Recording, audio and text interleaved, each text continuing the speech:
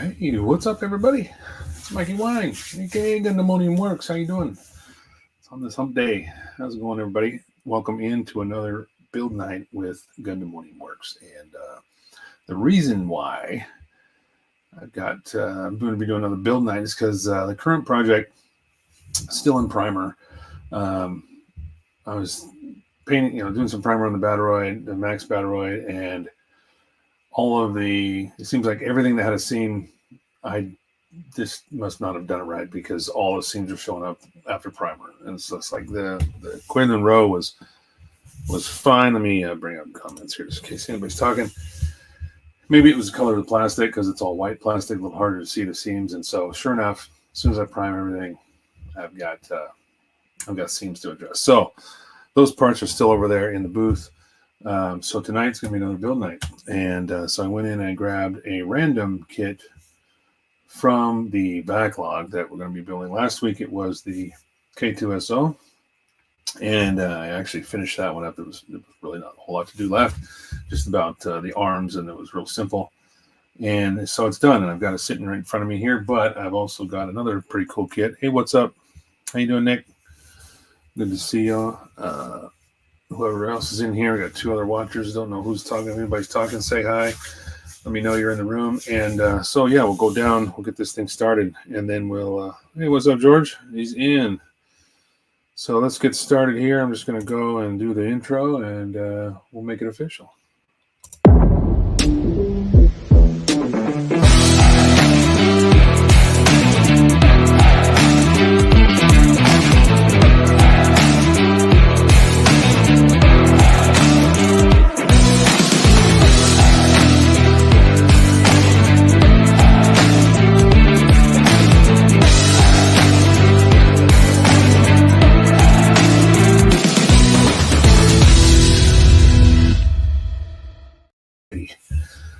How's it going, everybody? I've got Nick, we've got George, we've got Tyler in the room. So far, so good. And let's go down to look at the bench here. So right now there's nothing there. Actually, there's just a couple little pieces left over. Here's the K2SO. A couple little things here.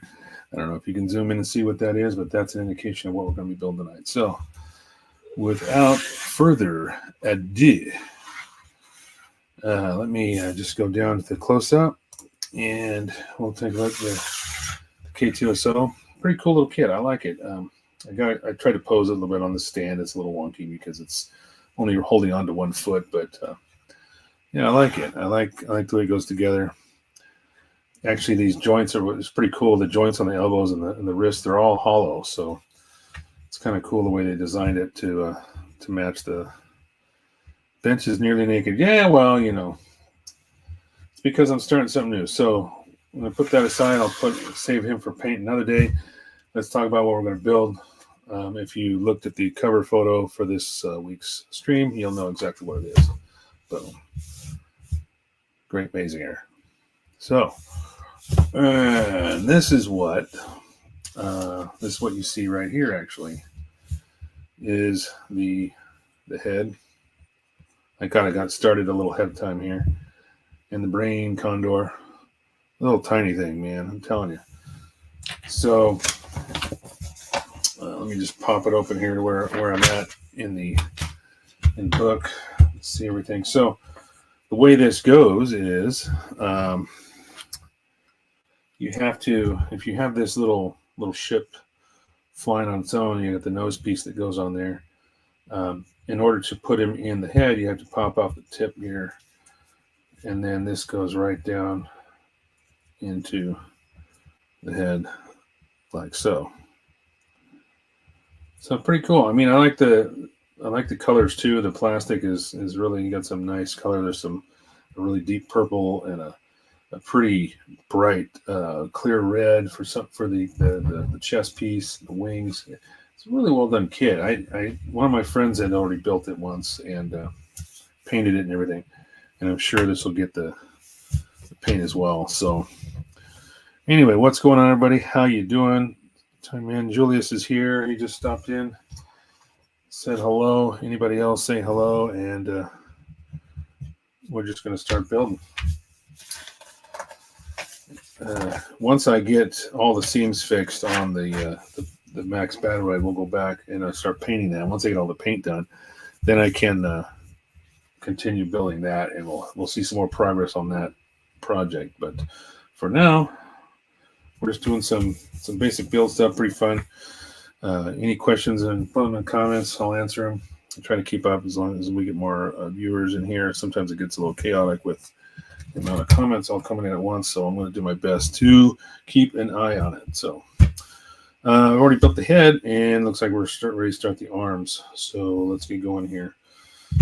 There's there's a couple of runners that have like A and B parts. I mean not A and B, like F1, F2, E1, E2. C1 and 2, so those are like the duplicate parts where you have like half a runner that has some of those parts, and then the other half with just the unique parts on that particular runner. But it's pretty simple. There's not that many runners. Total is let's see, 1, 2, 3, 4, 5, 6, 7, 8, 9, 10, 12 runners, and some of those are only like 4 parts, so they're really small. Like this one here, the G runner.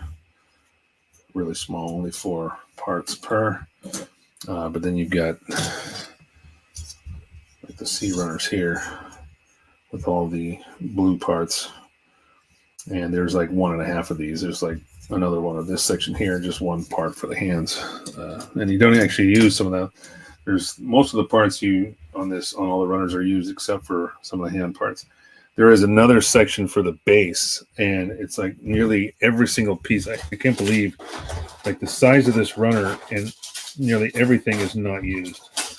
Like, if you look at this clear runner for just the action base, there's only like 4 pieces that are actually used on this entire runner. It's kind of seems a waste at times what Bandai does when they mold these runners. And I know they make them for multiple kits, but come on, man. Geez, that's a lot of parts that are just going to sit there. So whatever, it's all up to them. It's not my money. I'm just buying the kits, right?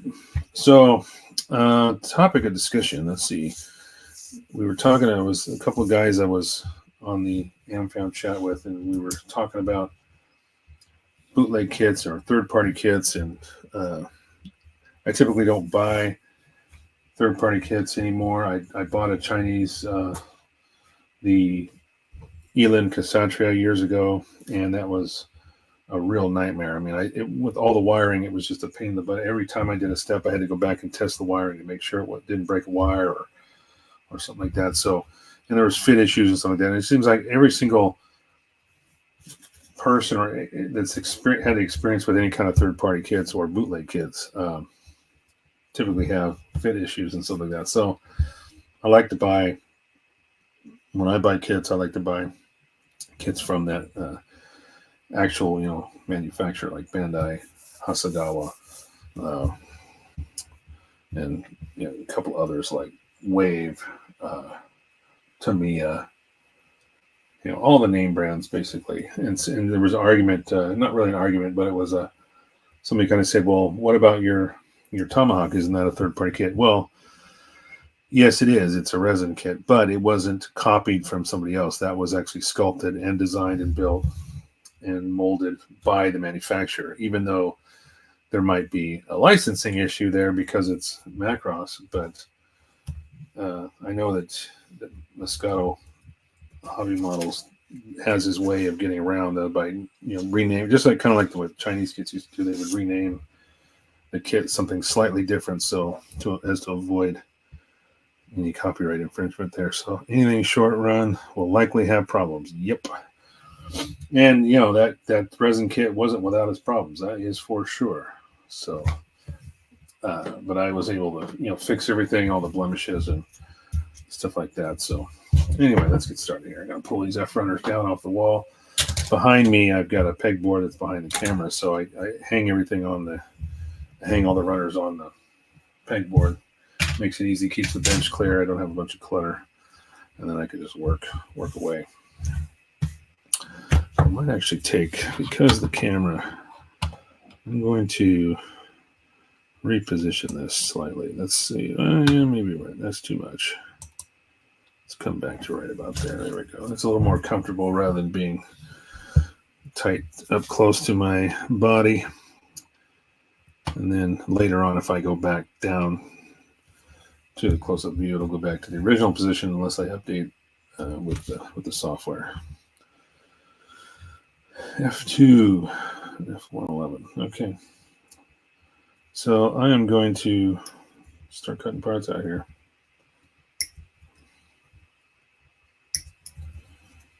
And chime in, let me know what you're building, what you're working on. I know George might actually be doing some masking if he's continuing to do that for the gun cannon, right? It was the GM cannon, excuse me, not the gun cannon.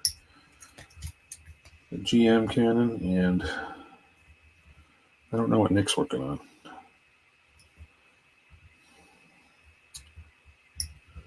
So right now, this is a double set of everything. Everything's going to be done in twos because the left and right arm will be the same.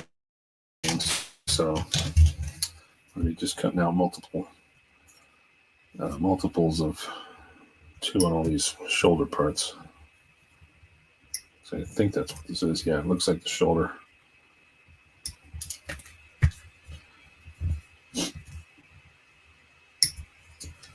So does anybody know about the Great, the Mazinger series, Mazinger Z? This is the Mazinger Z Infinity version. I'm old enough to remember it, but it was such a long time ago. I mean, this is a really old school anime, Japanese anime. It was actually brought to life in a lot of live action shows. But man, it's kind of nostalgic, really. It looks like, and I kind of like what I'm seeing, there's a intentional panel line, like where these shoulder seams will come together. They've actually recessed the edge of this part, so there's an intentional panel line there, which makes it a lot easier. You don't have any seams to fix, really. It's just going to be both sides, when both sides come together, you'll see that line, but it's just a panel line. It's supposed to be there. Kick-ass work. I'm going to try to mask tonight. If I can get lazy. Oh, so you're not even down. You're not even at the bench then, huh? Oops. Where is it? Where'd it go? Gosh, why does it do that? Sometimes when I click on a message that I want to bring up on screen, it jumps to the top of the chat. I don't know why it does that to me. Always the first time and only the first time. So it's like after that, it's fine. George says he's going to try and do some masking. Lazy ass down on the bench. Hey, get down on the bench, man. Unless you're eating dinner or doing something like that. But it's actually probably way past that, isn't it? Currently scribing Demi. Oh, yeah. That's right. Nick is scribing on the Demi Barding. Very cool. You're slacking. George says he's slacking. No big deals. I'm just giving you a hard time. Okay, I got some various sanding sticks and things at my disposal here. And try to keep. I will end up eventually painting this, but I'm going to try to keep the sanding to a minimum to where I don't leave any noticeable blemishes, because as I snap this, it'll look just great as a snap kit, just like most Gundam kits do from Bandai.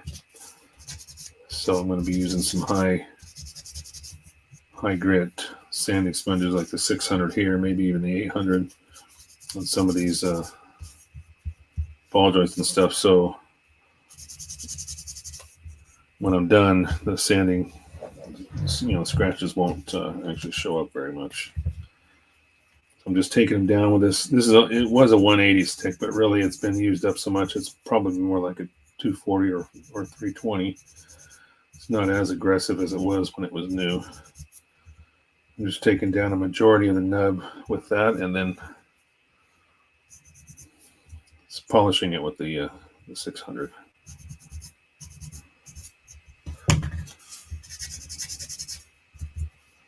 And the 600 really does a good job. It's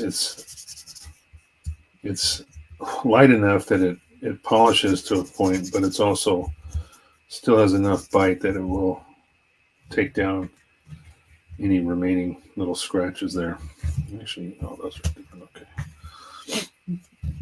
Okay. My wife has been listening. Says your live streams are much more informative than mine. No way. Well, thank you, Mrs. Lilios. I do appreciate that. I don't know. That's funny. That is kind of funny.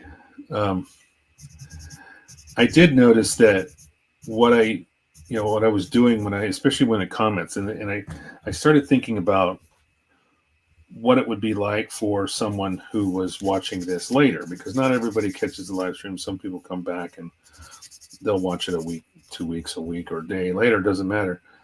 And I thought, when I'm reading comments, sometimes I tend to sit there and read to myself almost and just kind of, mumble a little bit. And I thought, well, how useful that's not very useful to somebody who can't see what I'm putting on screen. Because when I put the comments on screen like this, everybody can see that in the video, but they're not going to see the actual live comments. So she was right. So I try to make a conscious effort to read them clearly. So if anybody if I don't actually put it up on screen, at least everyone will know what's being said and what's being talked about and what I'm answering, or whether I'm asking a question or answering it myself. So no, I would say yours are very informative, George.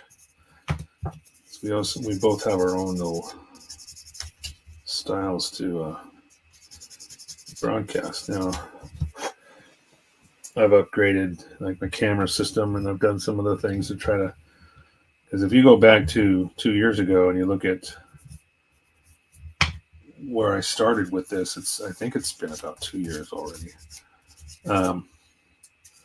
I just had the single camera, this looking down, and there's even some where the camera was on a tripod on the table, and every time I would bump the table, the camera would shake. And I even had a guy comment like, "Dude, what's with the camera?" And so I was like, all right, I got to make some changes. So then I mounted it to, I actually just taped it up to the wall. I used some pegs that I had on my pegboard, and I took the tripod that I had originally, and I just stuck it to the wall. It's kind of used up a lot of space for me to hang like the pegboard, hang runners on the pegs, but at least the camera was off of the bench and it wasn't shaking around every time I bump it or something like that. Now it's the only time it gets bumped is if I reach up and bump it with a runner or something like that. Yeah, yours look exactly the same 4 years ago. As George says, if you go back 4 years, mine looks exactly the same.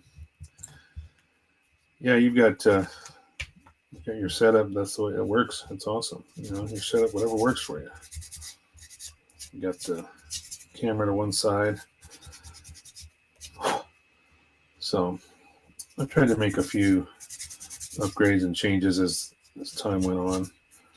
Bought myself a new camera that has, the ability to zoom in and change angles, and I'll actually go to sleep if I say a certain phrase just right. The camera will temporarily, until you wake it back up again, basically. But there are some other features that I don't use, and that's a lot like the the zooms and stuff like that, zooming in, zooming out, because let's see here, make sure I'm doing this right. It's also designed to follow you around. The camera is designed to follow you around the room if you're using it for like educational purposes, where you have a board or a whiteboard or something behind you, so it can track you. And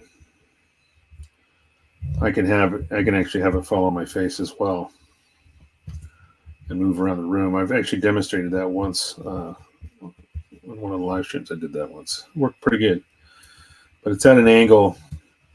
It's on kind of like a cell phone. I've got it mounted on what would normally be like a camera stand that's on a magnet, really, that's mounted to the wall. And so it's at an angle. So when it turns to follow me, it's a little bit it kind of changes the angle a little bit because it's not mounted, I guess, horizontally. It's kind of at an angle, so it gets a little bit. It looks a little bit weird when it follows you, but that's about it. It's nothing big. Okay, so I got 2 of these shoulders done. Pretty easy. Just a round ball. There will be. I may actually. I don't know. I could fill this seam on the top of this because that groove I was talking about is right down the spine of right down the middle of this shoulder, but then at the top there's a round portion that doesn't have that, so I may end up filling that later to unless it gets covered up. I'll see what happens if it's something that you're not going to see. I'm not going to worry about it too much. So yeah, and then and to your wife's comment, I try to at least keep it interesting. There's anybody can go anywhere and watch somebody just build a kit. I try not to be boring. I know this isn't exactly the most interesting thing right now, but it's all I've got to do because, like I said, everything's in different stages of paint, and I can't really do anything with it on camera. So it's either that or don't have a live stream. So we're going to have live stream, so I'm going to keep doing it. All right, entirely fit the parts as far as they will go. All right, well, that's good. So we're working on the right arm. I did these 2 shoulder pieces. We'll use one now and one later. All right, D1. Why can't they just take everything off of one runner, I tell you. I've got like multiple runners in each step.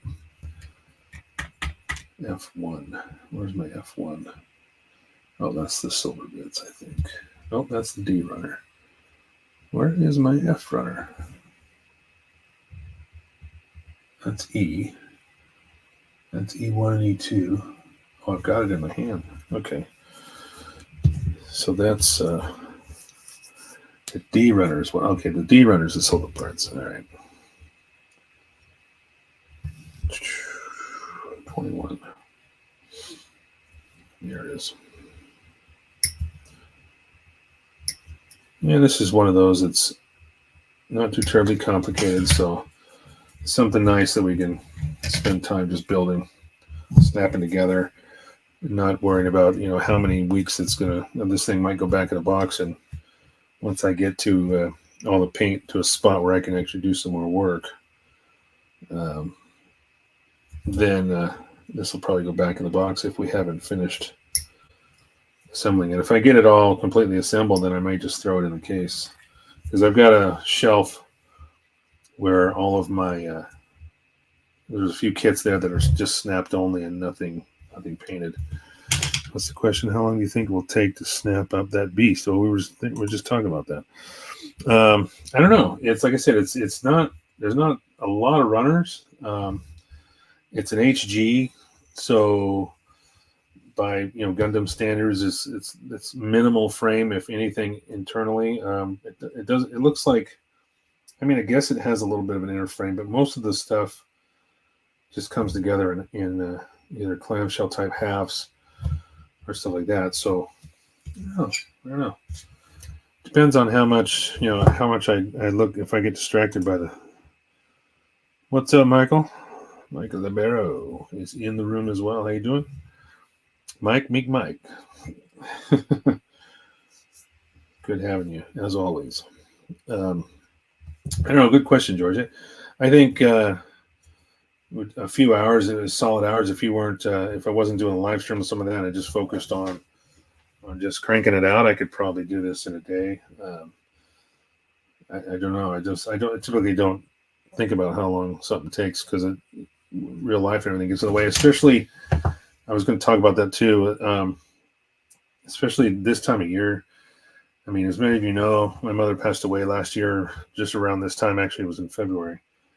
And so I was over in Arizona dealing with all that. And so I'm still dealing with that. Now I got to do the taxes this year and everything. So it's tax season. I got my taxes to do. There's a lot of complicated things going on with that because of all of the, the stuff that happened with my mother's estate and stuff like that I had to, distributions, all this stuff. So it's just taken a lot of my free time up during the week, and I haven't been able to sit down and really just paint or something like that and finish it. So I did get some priming done, but like I said, I got to go back and fix quite a few seams. So what I did just the other night was I took some Surfacer 500, Mr. Surfacer, and just hand brushed it on those seams and then I want to go back and resand everything down that needs sanding, and then I'll try and hit them again with some more primer, and then we'll see what it looks like then. There's just like the arms, all the arm pieces, the legs, anything that had a seam really at least had at least one or if not more sections that sections that just didn't get fully cleaned up when I bonded those pieces together. And it's too bad because it's like I said, I think it's because of the white plastic. It's a lot harder to see the actual seam when you've got nothing but white plastic. And Hasegawa doesn't do multiple colored runners like as much as like Bandai does. They're getting better at that. In fact, there was a few colored parts in the Max Battoroid, but for the most part, everything was white. And so you got these halves coming together. You do your best to put some of that thin cement in there and squeeze it together, to get that nice bead that you're looking for, so you can eventually sand that down and probably don't need to fix any seam after that. So I did as the best I could, but then of course you're not going to be able to really see it until you put some primer on it. And as soon as I did that, they all just showed up. So it's like, well, all right, go back and we'll fix it. That's what we do. And that's part of this process. I know years ago I wouldn't have cared as much as I do. It just seems like as you progress in this hobby, the things that you used to let go. Oh, you made it to the bench. Very good, George. Nice to have you there. It's where you belong. As you progress in this hobby, things that you used to let go, you tend to not let, there we go. You tend to pay closer attention to that stuff, and so processes take a little bit longer.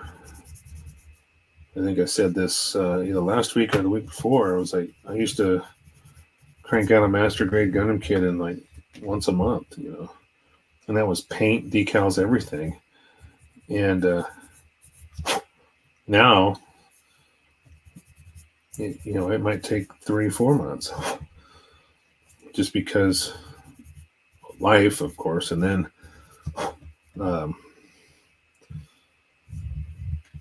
just because I tend to spend more time fixing those things that I would normally find acceptable or no longer acceptable. And of course, along with that, goes modifications like that. You start modding a kit, you start adding electronics or fiber optics or just scribing. There's things, all these things you start doing, and you start experimenting with these new techniques and stuff. And then next thing you know, I'm going to make sure I put this in the right direction.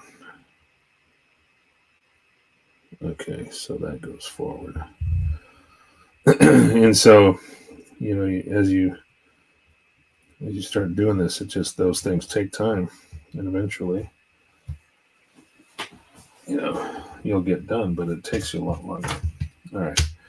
Trying to find, I got to get This is one of these Tamiya brushes. They're really very cheap, but I'm just using the end of it because you have to push this piece all the way down through this other one. It tells you to put it in as far as it'll go here. I can't do that with your finger, so I'm just using the back of that crappy brush to do that. All right. And then this goes in this way. And so far, these the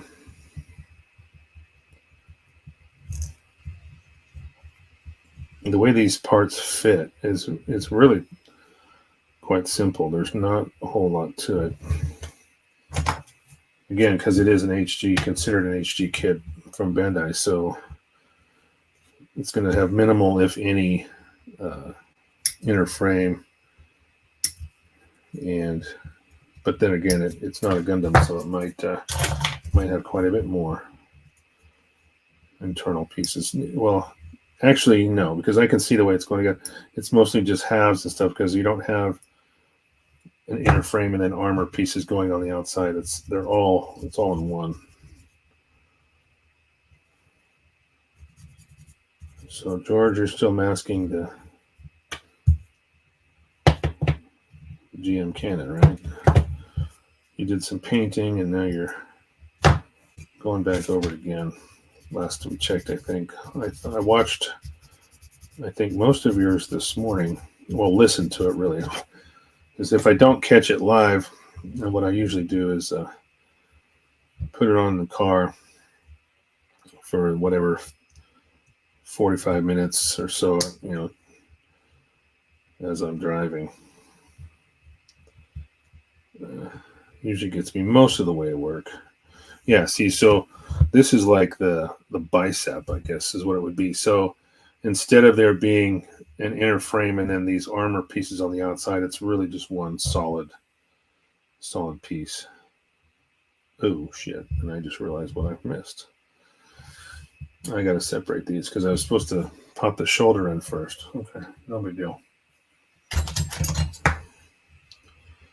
I should be able to. Yeah, there we go. See, that's what happens. You talk about how long it would take. Well, when you're not describing everything you're doing, it can go a little bit faster because you're focused solely on what you're doing. But I'm just very carefully separating this, so I'm not going to force anything. There we go. Almost got it. There we go. So now I'm going backwards. So I put a piece together and I take it back off. Yeah, see, I was thinking this was being more like the way most arm pieces come together, where you have either a polycap or just a hole, and you pop the shoulder. Once you get the arm together, then you push the shoulder piece in. But this actually has to go in first, and because it uses this as a swivel, so that goes in first. There we go, like that, and then this goes back on this way. This will actually be pretty easy to paint too, since everything is almost the same color per section. It really just be easy just to paint each section and then pop it together. And there's no actual seam here on these two halves either, so super easy. All right, now we're going to go to, looks like, the rest of the shoulder. So I might actually be covering up that spot on the outside here that I was talking about. We'll see. G runner. Where's my G runner? That is, I don't have them all memorized. Oh, that's going to be one of these. Okay. And those little 4-piece runners. G3 and 4. And the gates on this are pretty small. They're not undergated, but they're really tiny as far as where they attach to the model. They look like real fat, but then tapers down to where it actually attaches, and it's quite small. So there's not a whole lot to sand. It's almost like an undergate the way. I mean, there's even a couple of pieces on the head that I clipped off that were so tiny. It was just like a hair holding on in one. There was several nubs I had to cut off, but then there was maybe just one that was nearly. I mean, it was so little you couldn't even really feel the cutter. My God hands here, you couldn't even really feel it cut anything. It was so tiny. So that's good. It reduces the amount of cleanup, unlike the tank that George is dealing with, his other project. Yeah, talk about a nightmare with nubs.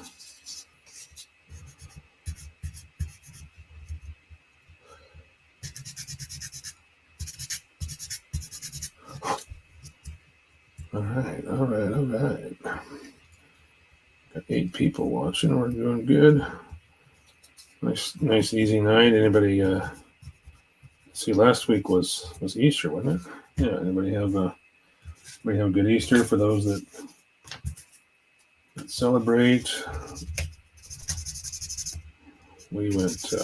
We were going to go to church or whatever, but then it got to the point where it's like, let's just do church online. That's the new thing you can do. You just bring up the live feed and watch from home, and then we ended up going to one of our favorite wineries. I know that's weird, right? Shocking. But yeah, that's another thing. You won't see me drinking any wine this week on the stream because tomorrow I'm going to try to go get some labs done, and I need everything to be as definitely a good Easter with the immediate family. That's awesome, George. Yeah, so then we went there for a bit, and then we decided to go to one of our favorite restaurants because we have a gift card that we had to burn up, and it just so happens when we got there, we're trying to figure out what we're going to eat because we just ate. We went out to eat before we went to the winery, so then when we got done at the winery, I was like, well, we're going to go eat again, but we're just going to be kind of just snacking really. But so we get to this other restaurant, and like 90%, well, not 90%, but a lot of the menu, they said they didn't have anything. This is gone, this is gone, this is gone, this is gone. Like, oh man, that's a bummer. I was looking for some poke or something like that. Anyway, so our friend comes by and he goes, because we got one of the bar manager there is basically we friended him. We've seen him often enough and talked to him every time we go in there. He comes back to our table and says, well, here's why, because this is the last day this place is open. We're like, what? So it's kind of a stunner there, and we didn't expect that. They didn't tell any of the employees. He knew because he was the bar manager, and that was we're gonna have some meeting after they closed, and that was on Sunday. And they closed on Easter. What a bummer. So. And the reason he said they didn't tell anybody is because they said people start stealing stuff if they figure out they're losing their job or the place is going to close. And the restaurant has other restaurants like under their umbrella, like Outback Steakhouse and other places like that. So it's not just one brand. And so they'll absorb all of their, all of the assets, the bar style, the stock, whatever, and move it over to their other restaurants. So so they just don't want anybody stealing that stuff, So yeah, that's a serious bummer. It is right, George. Totally right. I never like to see anybody, especially. Fortunately for my friend, or the bar manager, he'd already had a nice place lined up, so. he's not going to be out of work for any time soon. The other people that didn't know until that night are going to have a really rude awakening there. And that sucks.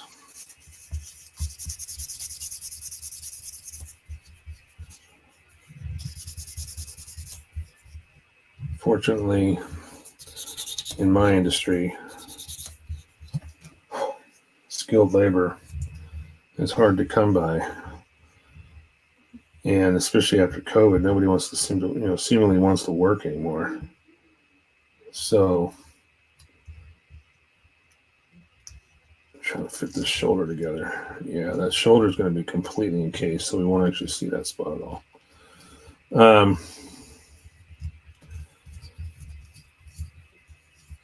I'll always be able to find work, really, is what I was going to say, because there's just a huge shortage of skilled, technicians.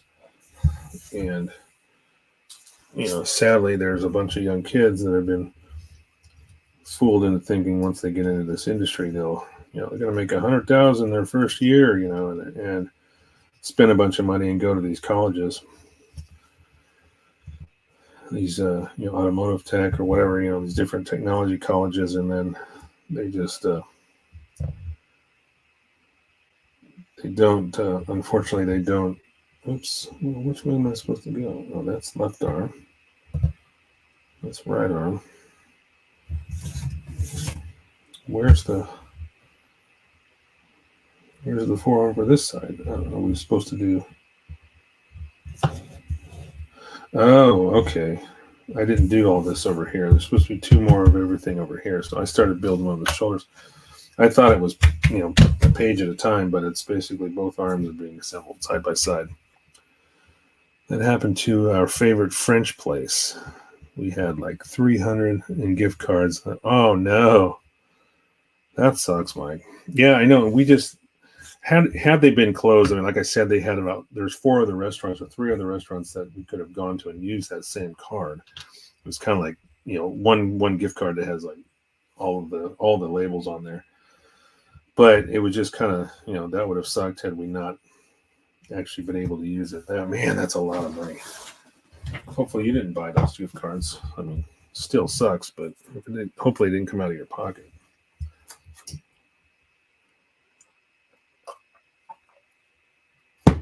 So I'm just drinking water tonight. Nothing special. All right, I'm going to finish these. I got to do 2 more of these forearms here. I think this is that's the D runner. Okay, I got to bring those back down. So let me put this back on the wall. This need the F runners here, F1 and 2. 28. Yeah, so what are you, if you don't mind me asking, Michael, where are you living at? Where's this restaurant? French restaurant? I don't think I've ever been to an actual French restaurant. That'd be cool. Let's see. Oops. Where the hell was it? That was 28. Here it is. No, they were gifts. We had been waiting to use them after COVID. It was heartbreaking. Oh yeah.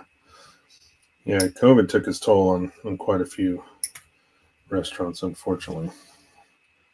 That was bad for everybody. The ones that could do takeout were really the only ones that survived. But one of the coolest parts about that, which was just crazy to me, is I remember I went and ordered some Mexican food. There's not too many good Mexican food places in Washington, but there are a few. We've gone to them all, so we know which ones are good and which ones are bad. But I go walking in to pick up my order, and I see this lady. She's in front of me they're grabbing her food, and then they bring out freaking margaritas, man. Oh, you're in Connecticut? Okay, I've been to Connecticut long time ago, but I've been there. A girlfriend once had family in Connecticut, and we went and visited. Can't remember what time of year it was, but weather wasn't too bad. It was cold, but not bad. Very nice. But anyway, I go walking in and he brings out like to-go margaritas. And I said, wait a minute, you can get that stuff to go? And they're like, oh yeah, no problem, man. So I was like, well, can you add some to my order? Yeah. So they ask you, what kind of tequila you want. And they had these little Nips bottles. They give you a single or a double, whichever you wanted. And you drive with it like a Dixie cup lid. It was just like, this is so not good to have in your car. It's like open containers all the way. But nope, it was all COVID. Everybody was getting away with it. It was hilarious. It was like, we weren't complaining. 24. I just cut out 24. All right, did it? Okay, so that's all I need for those. I need the C runners again, which is these guys right here. Big arms. Okay. So 14 and 17. There we go. Chef was friends with Jacques Pepin. Oh, who's that? I'm sorry, I don't recognize the name, but I know a few, obviously, TV chefs and stuff, but sounds official. I guess that's all that matters. Wow, that sounded weird. It sounded like it broke. It was just the way that part came off. All right, I gotta grab the other half. There's two of these, two runners, so I gotta pull the other side off of this one here. Jacques Pepin, huh? So do they have a lot of French restaurants in Connecticut, or pretty much a mix of everything?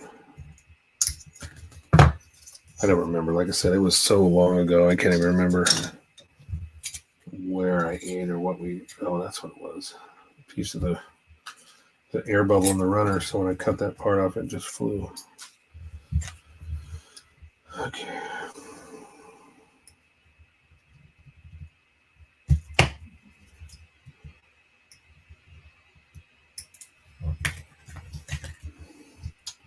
I don't know about you, but I like to cut out as many parts as I can at a time rather than doing one step at a time.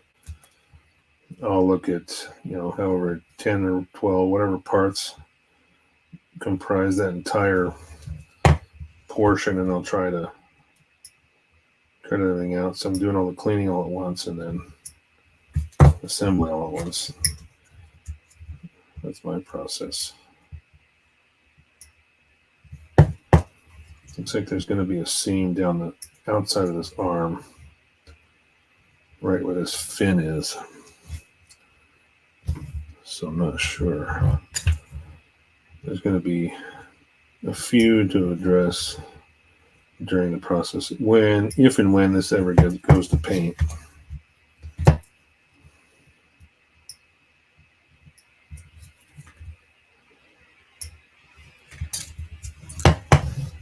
Can't remember. Does Bandai have? I know they. Wonder, does Bandai use Tamiya color charts? Let's see if this is in the front or the back. Nope, nothing there. Nothing there. Let's go to the back. We have everything, especially in New Haven. Okay, New Haven. Yeah. I'm trying to remember where we were. I think it was a long ass time ago, though. I tell you. Okay, so there's a paint guide here, but scrambled dash parts red 100%. Body parts blue, violet, cobalt blue. It has percentages on here, but it doesn't tell you like what brand specific. Like Hasegawa uses Mr. Color. So if you open up any modern Hasegawa kit with a color chart in it, it's going to be Mr. Color paints that they're talking about. So when they say use this number, this percentage, if you're making a custom color, then you'll know. But Bandai, for some reason, unless somebody else can clarify that. Hey, what's up, Mick? What's up, Nick Dio? That is Manny. Manny's in the house. How you doing, Manny?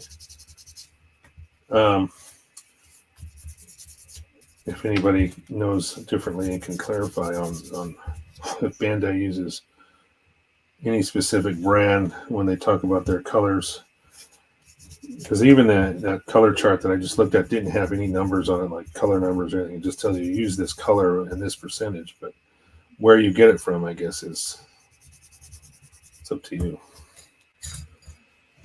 I wish they would do like Hasegawa does and have that, because then you can really get accurate matches, color matches, you know. How you doing, Manny? You back? You home from work?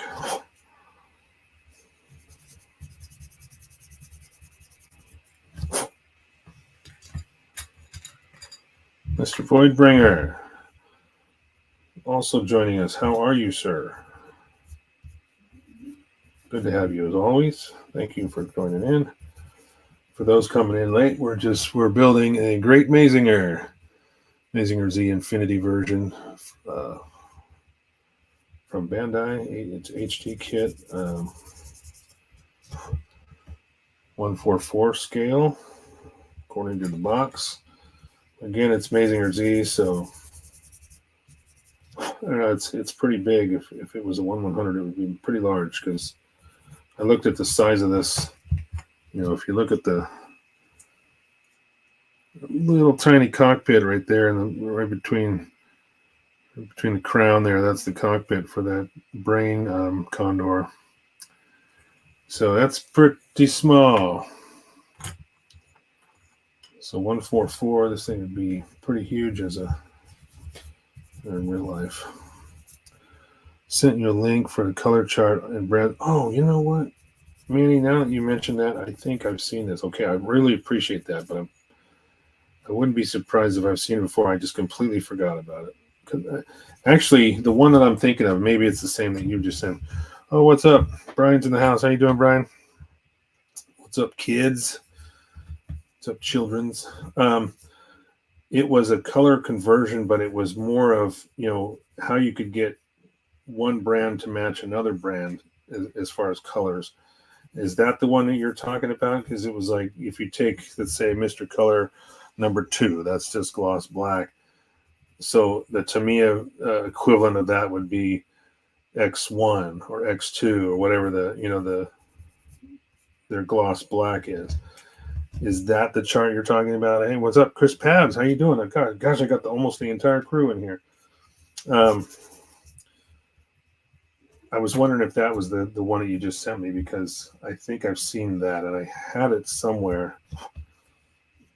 I think I had to reboot my phone once, and I was having trouble getting Google to work properly, and so I lost a lot of the saves I had, the favorites I had in there. So gosh, these halves come together. Yeah, there's going to be quite a big old fat seam on this, it looks like. Uncle George. Brian and Pabs, yeah. Guess we're all here. Yeah. You are all here, man. We're building a Great Mazinger from the Great Mazinger series, the Mazinger Z Infinity version. Here is the head with the brain condor inside. Come on, focus. There we go. And that pops out. And if you do take that out, then you got to put the little nose piece on the condor. But other than that, it's pretty cool. I like the colors. The plastic colors are very nice. This purple is really nice. If anybody likes purple particularly, like, I don't know, Pabs isn't either one likes everything purple. I know Ryan Bartletti is, but many Pabs, I have a Mazinger somewhere in the stash. Yeah, well, that's what I'm doing. I was talking earlier about, the reason I'm snapping these kits together right now is because the current project is right in the middle of the second wave of primer. I haven't done the second wave of primer. I've done the first wave, and then I checked my seams. I got a lot of seams I got to fix. So I got some sanding to do, and then I'm going to have to reprime that stuff. So everything that I was doing there has kind of been put on hold, especially with taxes, and I'm dealing with my mother's taxes still. She's been gone for a year now, but still trying to close out all those loose ends from that whole thing, and all that stress and time, and it's taken its toll. So I've kind of slowed a bit of progress on the Max battle rides. So what I'm doing for the live streams is just grabbing a random kit and snapping it. Last week was this guy. So I got the K2SO all together. I had part of it done already, so it seems like I did a lot last week, but I really just did the limbs. I had most of the torso done and the hip joints and stuff. It was just the legs and arms, and so that's done. So this week we're working on an Mazinger. And when you hate purple, is that true, Chris? I think you're lying, but maybe I'm thinking of somebody else. Pab's purple is a thing. Okay, see, I was right. Brian's ratting you out. Who's this Pabs with? Who was he done with the real Pabs, right? I was right. I remembered. You like purple. I know. So does Ryan Bartoletti. He loves purple too. I mean, I do too. I like purple. I just don't do a lot of kits in purple. But so now that I've got some of these parts cleaned up here, I can just go ahead and snap them all together while we're chatting. That's funny. So how's the Built Sideways podcast? Did you guys just do another episode not too long ago? I can't remember. I see the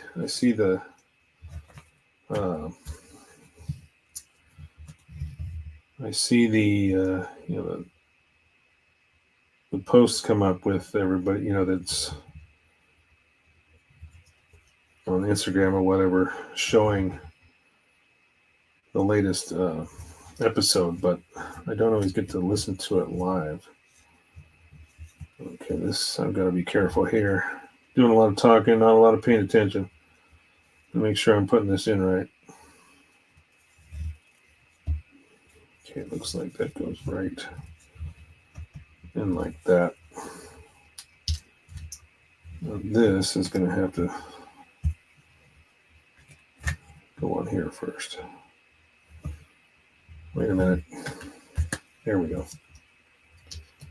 There's a fat peg there. There we go. Now I got it. Whenever live might be always recorded. Oh, okay. Why did I think you guys were live? Nonetheless, very cool. I think I saw you guys. You just did another one, but unless I'm mistaken. Ooh, like that big solid snap right there. There's everything goes together nicely. So there will be a seam here on the top. This is the forearm section. There will be something to address here if and when, like I said, if this goes to paint, which I hope it does. I like this kit. I wanted to break it out a while ago, but just never happened. So I'm going to build the other side. Anyway, so I'm just making note of some of these seams that I'm coming across, considering this is an HG kit, so there's going to be some seams to address.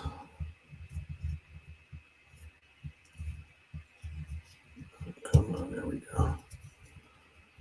My feeling, let's see, okay, I must have missed them there. We read Woodburger. What's he saying here? Mr. Woodburger, 2000, get this man out of here. You're going to hurt someone? My feelings, he's going to hurt my feelings. Oh, no. Yeah, don't start that. Good Lord, the world we live in, it seems like everybody's getting their damn feelings hurt. And that's just downright annoying.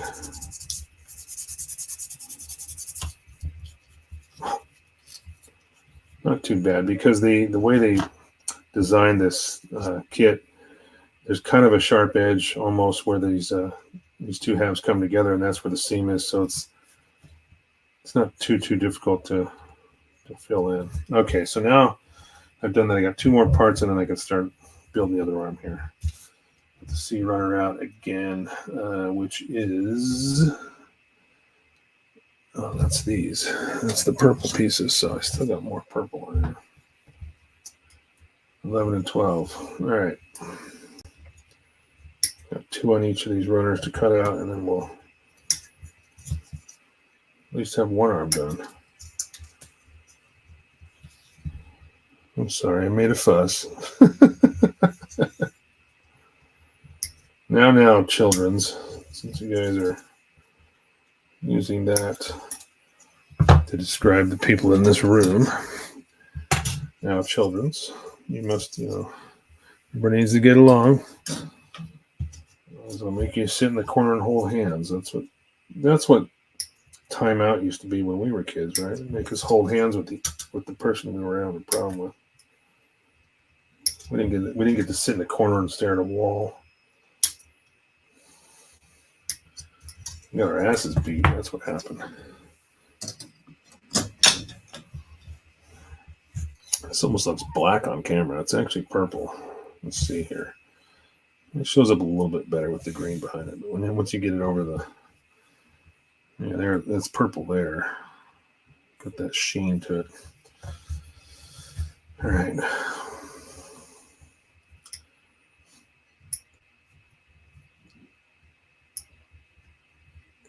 So anyway, I'm hoping to be able to, along with,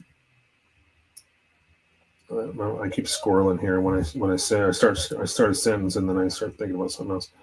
Hopefully I'll be able to get some more paint done this week and maybe get back on the battle ride by next show.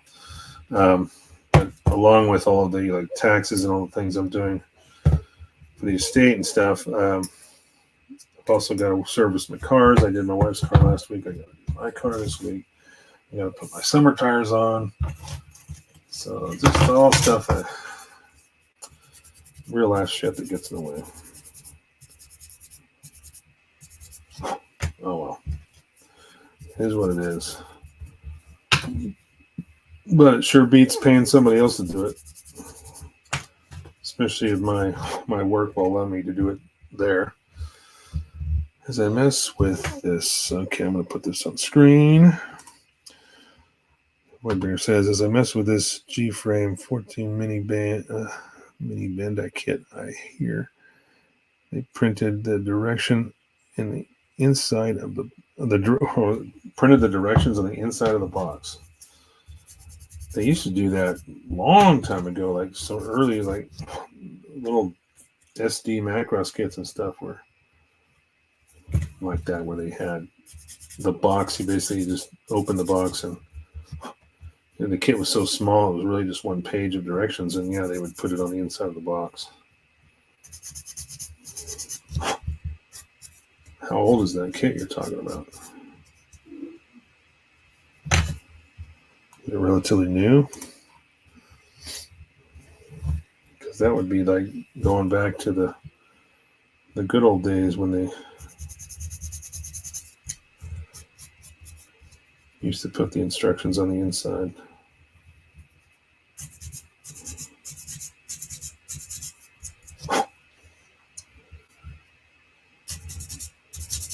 We're running about just after 7 o'clock, 10 o'clock for those East Coast boys. Once we get to 7:30, we'll call this one a day. All right, so I got to put on a short piece first. That goes in the upper. Okay, that's going to go.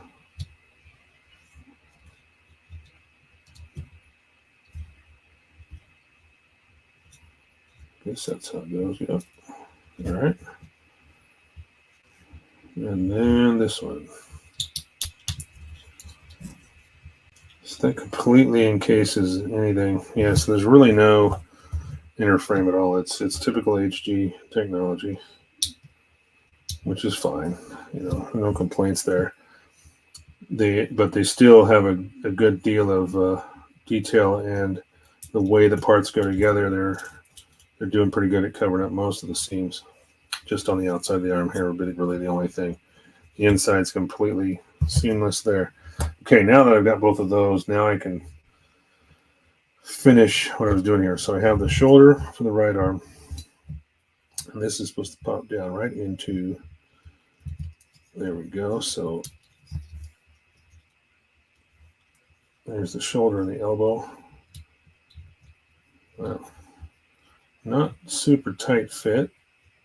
I'm hoping that the weight, this isn't very heavy, but I could just see the weight of this arm, not being able to hold its pose if it has too much in it, in the hands or something like that, too heavy a piece. So, all right, I just got to build a hand here. What I'm going to do in the meantime, periodically I take the booklet because I got all these nubs, shake it out. Now I don't have all that crap on my workspace. Okay, this is going to be left arm. We'll leave that over there for now. And right arm. Looking for a date. Yeah, let's see. Oh, wow. What did I miss? Okay, Brian says I had a flat on Monday when I got back from the city, whipped out, installed the spare, also flat. Of course. Do you take your car somewhere for service, Brian, normally? Is that something they should have checked, the spare tire pressure when they did your oil change or something like that? Because if they didn't, they ain't doing their job. Anyway. That sucks, though, when you pull out that donut and it's supposed to have 60 PSI in it and it's got like 20 or less. You're like, well, shit, now what do you do? Okay, so I need the C runners is the purple pieces. So to finish the hand here, I got two choices. I've got an open hand or a closed fist. I'm going to build everything, but I'm not sure which one I'll include. I don't know. I think this guy's going to be posed with closed fist. Probably that would. Well, I don't know. We'll see. So let me pop this off here. So C113.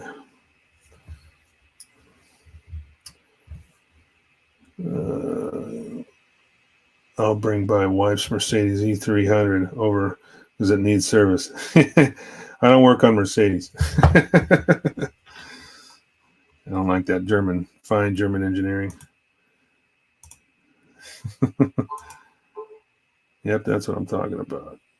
Looking for the date. It had 10 pounds in it. Man, that sucks. Yeah, that's not going to get you down the road for sure. That sucks. Yeah, well, what do you do? So did you have to call like AAA or?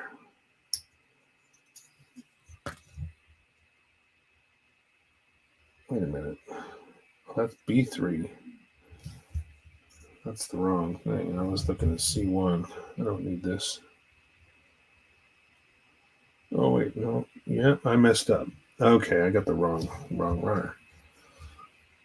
We'll leave that aside. Let me put that back. Okay, I forgot there's a separate runner that has all the hands on it. That's right here. All right. Okay, so I do need the C1, but it's a different piece off of it. 13. I hadn't cut. There it is. So they give you several of these because you can assemble several different hands. I have an Audi. I know all about stupid complex ways to do stupid simple things. Yeah, right. I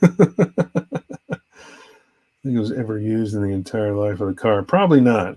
Typically, spare tires don't get used most of the time. And even if they do, they're supposed to be, especially the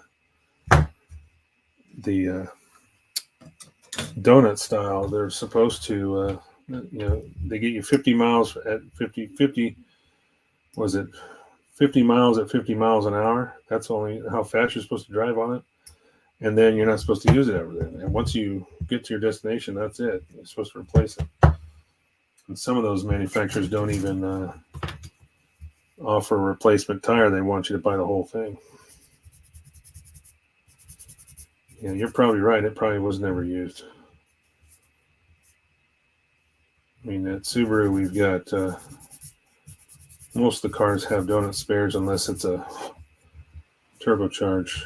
Then they've got full-size spares, and those actually get rotated in during service to keep them, all the same, because tire circumferences have to be within a certain tolerance on Subarus. You can't have one that's a brand new tire with 11 30-second tread, and then you've got one on the opposite side with only 6. It's got to be within, I think it was like 4 or 5 millimeters is difference, or 6 millimeters maybe max, if I'm not mistaken. Tyler, if he's still in the room, he would know. B37. Well, that is B37. Just doesn't look like it because of the angle. I'm trying hand painting on some small inner frame parts and failing terribly. Oh, come on, Julius. Oh, well. Why? What's going on? You got the wrong kind of paint? Is it drying too fast? Are you trying to use lacquers like my stupid ass? Or what? B38. Let me do this one here. Okay. Now, I do use Mr. Color lacquers for hand painting, but I move quickly and I thin it properly, so it's not the best option, believe me, but I have managed to figure out a way to do it.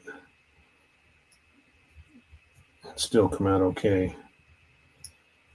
But like I said, they do dry very fast, so you do have to be able to work quickly and not allow your brush to sit around too long and leave brush strokes.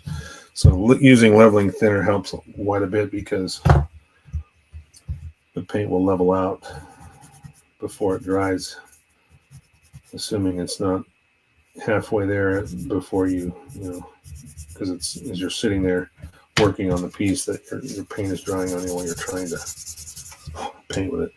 Service station, I made it over to my Auto Boys.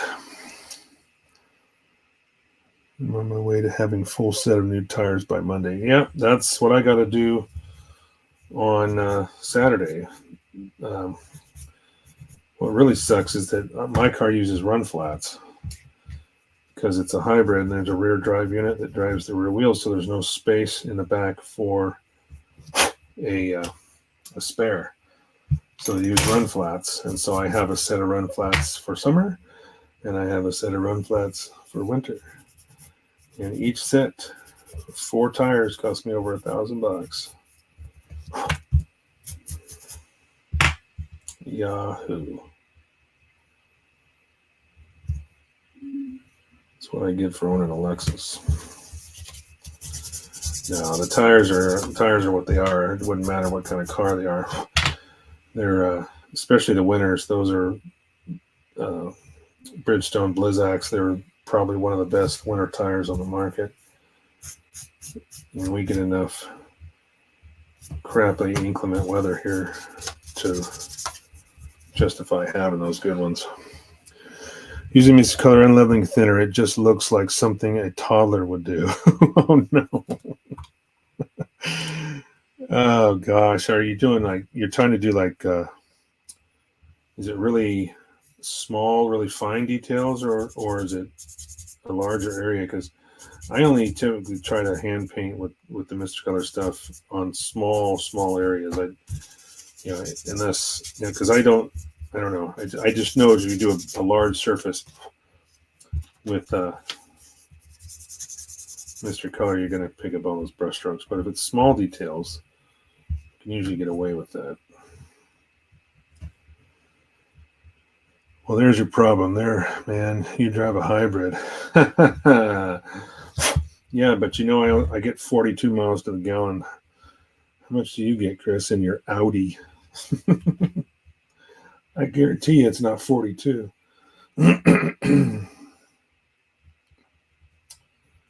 So this is a directional piece. And the diamond shape goes down. So that goes there. And this goes over the top. These hands are kind of cool looking. Oops. Did I just jack that up? Oh, shit.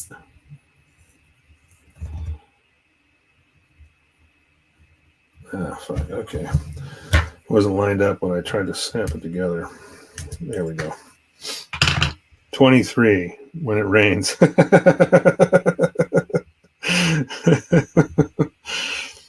Yeah, well, I will say this, that with the winter tires especially, they do get less gas mileage just inherently by design. So we're going to start with the open hand here. I'll assemble the closed fist later. But for the time being, I'm just going to pop this in so everybody can see what that looks like. Pretty good. Yeah. Fairly decent amount of articulation. You got the shoulder, this pauldron that kind of swivels on it, and then swivel there. Not as much bend in the elbow as I would like to see, but still, it's just an HD kit, so what are you going to do? All right, now we got to build the rest of the left arm. Not sure how much more time we got. We got about 15 more minutes, so I might not get this done tonight, but we shall see how far we get. Let's take that off and a little drink of water.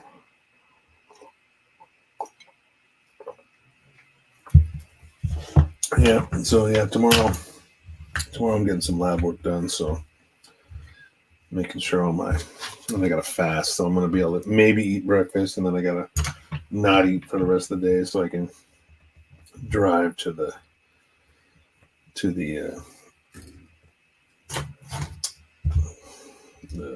doctor's office, basically, so I can have him draw some blood. Up to 22.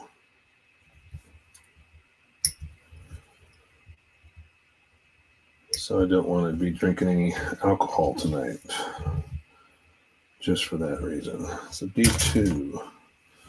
Oh, that's back here. So we use up most of this D2 runner right here. That's all. Well, no, actually, it's only about 2 pieces, I guess, we're going to use on this. Thought I was going to pull more off here, but I think the rest are for the legs. 2 and 4, right? Yeah.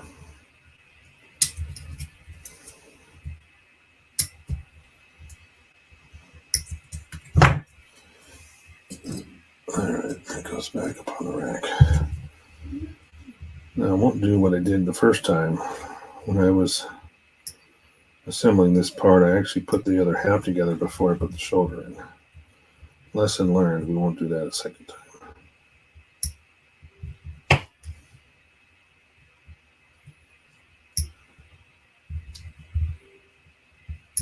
All right.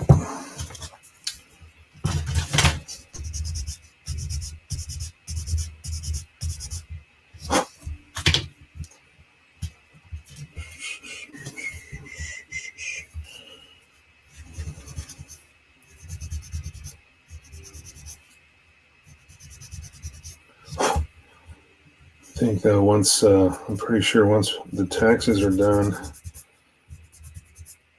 and everything is paid off, like the bills or the taxes, everything, once I get that done, then I think we'll be very close to being able to close the estate, which would be nice to finally put that all behind us. It's just stressful. And taxes are bad enough every year, but this is an unusually unique set of circumstances with everything that went into this year's, or this year's taxes, because I got 8 weeks of state leave pay that was in there that taxes have to be paid on. So I'm definitely paying through the nose this year. Faux show. All right. Now, let me see. This is a directional part again. I'm going to make sure I do it right. Okay. So it goes in this way. Whoops. Almost lost it. Yeah. Okay, I'll get my cheapy paintbrush again. Press this piece all the way down. There we go.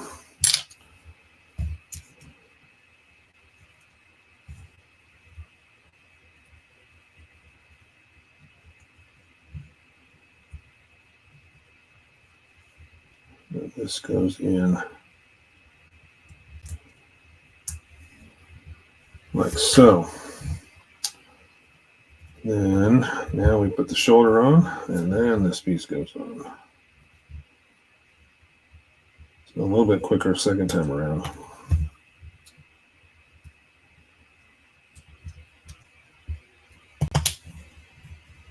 Now that's a solid feel when it snaps together like that.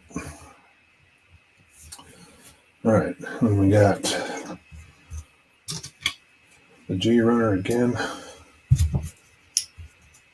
3 or 4 pieces getting used for these shoulders.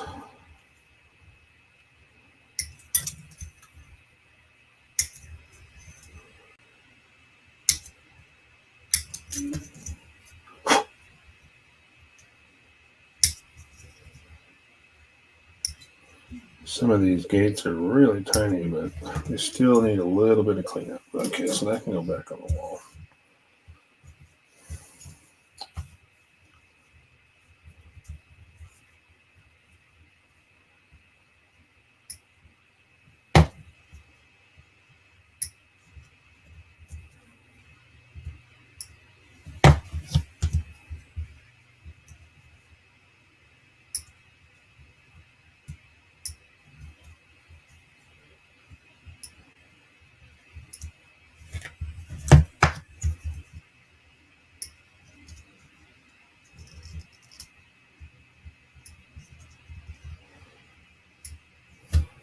All right.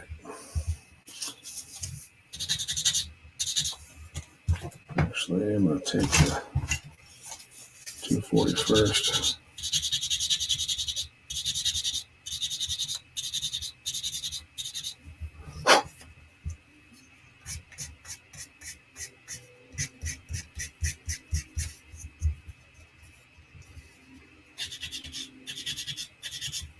Okay.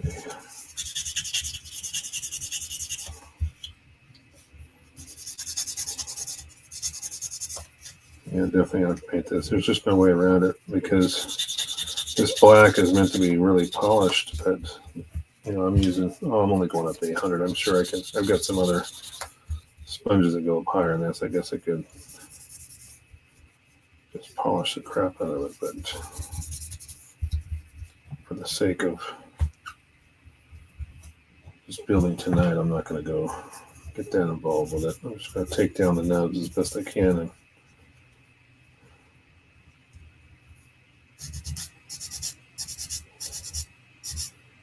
worry about the finish when it comes to paint.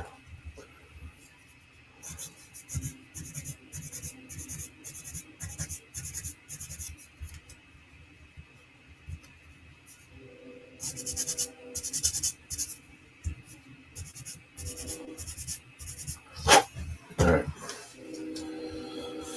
let's get this shoulder built. So that was my wife sneezing, if everybody heard that. I don't know if you did or not, but my microphones are pretty good at picking up sounds. I have my door shut too. That's how loud that is.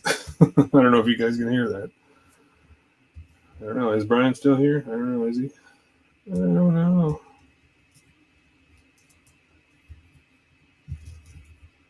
It's a good question, Manny. I don't know.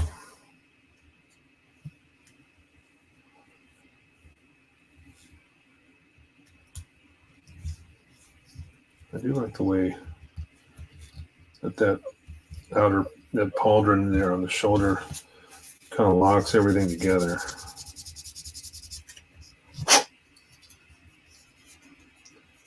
Still got a seam that I'm going to have to fix there, though. There will be some masking quite a bit here to fully paint this eventually. All right, so we're going to do another. Looks like this side is the only side that gets a closed hand. Yeah. All right, so we're going closed hand on this. C113. It's another one of these guys.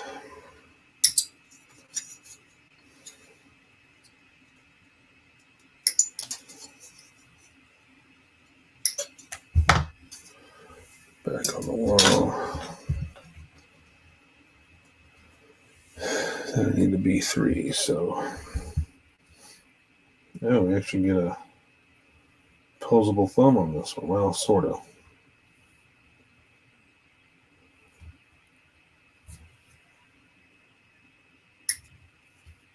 Not really. I guess it gets installed, but it's not really posable. Number 4 and number 3, if I'm not mistaken. Yep.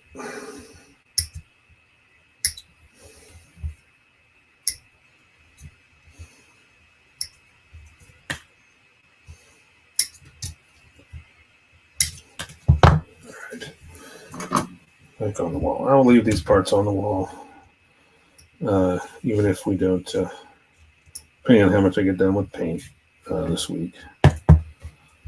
Just in case we need to continue this little side project next week, I'll leave the parts on the wall. I'm here sitting in tomorrow's live stream in another window. Oh yeah, that's right. I always forget to watch Brian's live stream.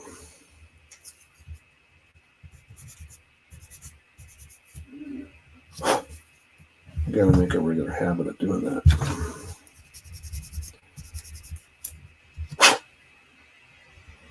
Anything special you got planned for your stream tomorrow, Brian?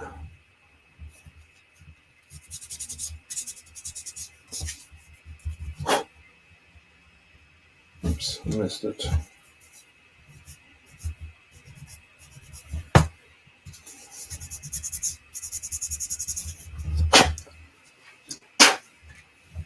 All right.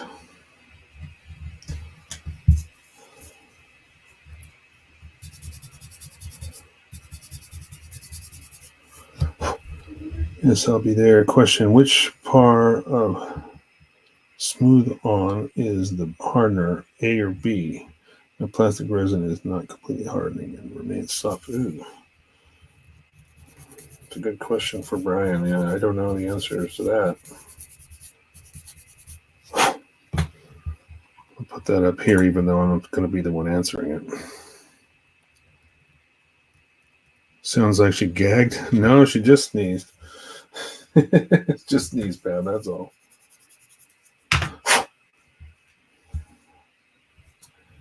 It's that time of year. It's starting to get a lot of pollen in the air here.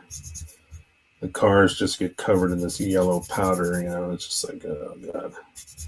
And she's super sensitive to it anyway. So way more than I ever was. I mean, as I've gotten older, I think I've gotten more susceptible to allergies, but she's struggled with it most of her life. And this time of year, it's just bad. Let's just put it this way: a lot of Claritin, or I'm trying to think of the one that she uses. I don't think it might be Claritin. A lot of that stuff gets used. She can't use Benadryl because of other medical interactions there, so that doesn't get used. All right, so this goes this way.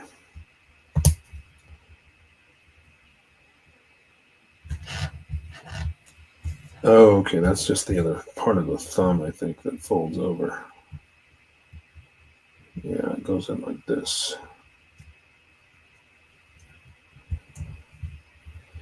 I see, okay. Well, that's nice. It's not posable, but at least it looks like, you know, it's a separate thumb, so it's a... There we go. Okay, we'll pop this fist in. Closed fist. All right. Clear off all the nubs. Look at that. 7:30. All right, boys and girls.